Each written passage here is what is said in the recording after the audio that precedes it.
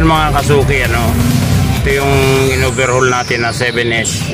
Ayan, makikita nyo naman yung takbo ng balance wheel. Napakaganda na ng takbo niya, oh. Oh. Ayan, 7S26 Seiko 5. Ayan siya mga kasuki, oh. Ayan, ito yung takip niya. Tapos may pinilatan tayo na pyesa barrel drum. Yan. Yung makikita nyong itim na ito, yung may tanda na itim, yung gear niyan nandito. Yan. May bungi yan, yung gear niya na yan dyan. Sa tapat nung may markang itim. Yan. Makikita nyo, may bungi siya, oh. So, kailangan palitan natin yan kasi babara yan. Yan, medyo kuwan tayo. Ayun, yung may bungi na yon. So, yan na siya. So, ngayon, ito na siya. Bago na yung, kumuha din tayo ng barrel drum sa 7S na may na makina. Yan. Kasi wala tayong stock. Magkaiba ang kailangan yung barrel drum na ilalagay dyan kapareho nitong tinanggal. So ayan na siya, running condition na yan mga guys, mga kasuki. Itong makina nito nung hindi pa na overhaul yan mga kasuki, ito nangingitim itong sa may transmission wheel, tsaka itong dito sa ratchet wheel, nangungulay kalawang yan nung hindi pa yan ma-overhaul. So ayan, kita naman ninyo sa mga picture na ano ko, na kalas-kalas siya. So hindi ko na binidyo yung paglinis at pag-assemble. Ayan, okay na to. Okay na, ops na ito mga guys, mga kasuki. Ang nagpapagawa nito kasuki na natin kasi meron pa siyang paggagawa na 4 na relo pa na puro automatic din. Yan, ito isa, dalawa, tapos nandito yung isa, at saka ito pa yung isa. Yan, dito ko pala kinuha yung ano niyan, yung barrel drum niyan. Boy Pito, wag maingay. Yan. Yan, nagba-vlog ako, ingay mo eh. So yan mga kasuki, ox na ito. Yan.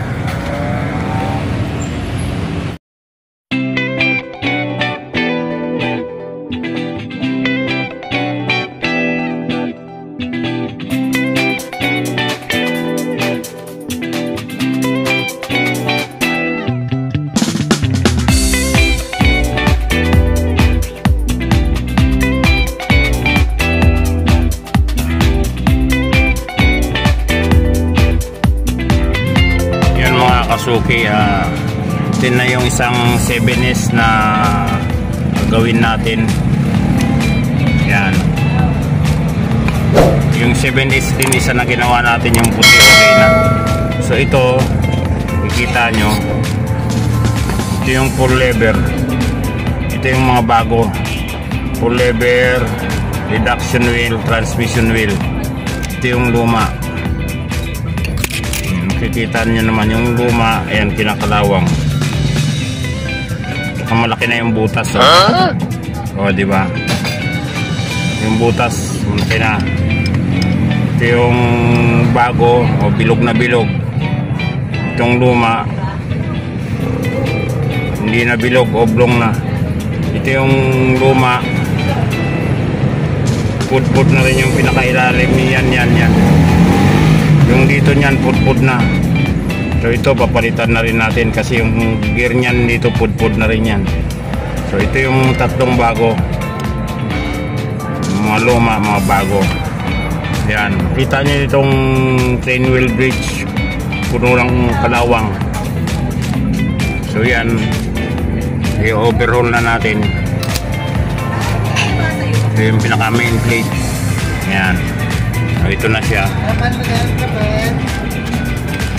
Ilinisin na natin yan mga kasuki. Ayan mga kasuki, ano? Yan, nililinis na natin.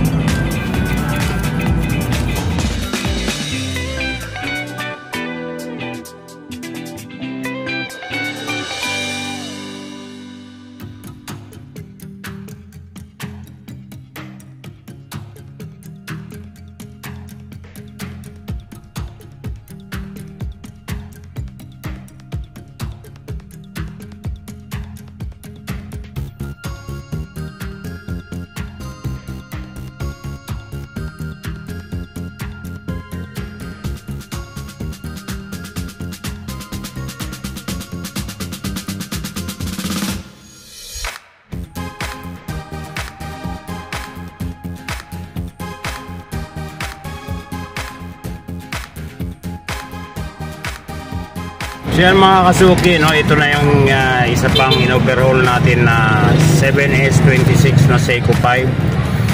Ito yung pinalitan natin ng pyesa, ng tatlong pyesa ng full lever, transmission wheel, reduction wheel. Ito yun, tumalsik. Ito na ngayon siya, umaandar na. Ayan,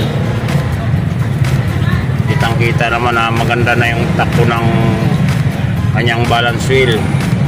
So one na ito,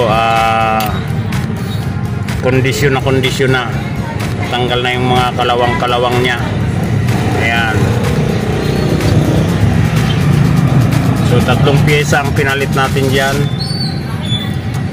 full lever, ayan, transmission wheel at saka reduction wheel. Tumalsik yung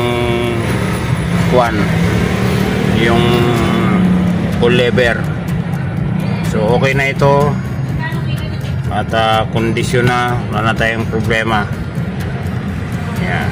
So dalawa itong relo na in-overhaul natin, ano. Ayan, ito yung isa na 7S din. Ang pinalitan natin naman dito ay ang barrel drum. Yung barrel drum na ito, yung may bungi, yung may tanda. So ayan, yung oras niya pareho. Ayan, so kondisyon na rin, kitang kita naman, maganda takbo ng balance wheel. Ayan, pareho yan sila.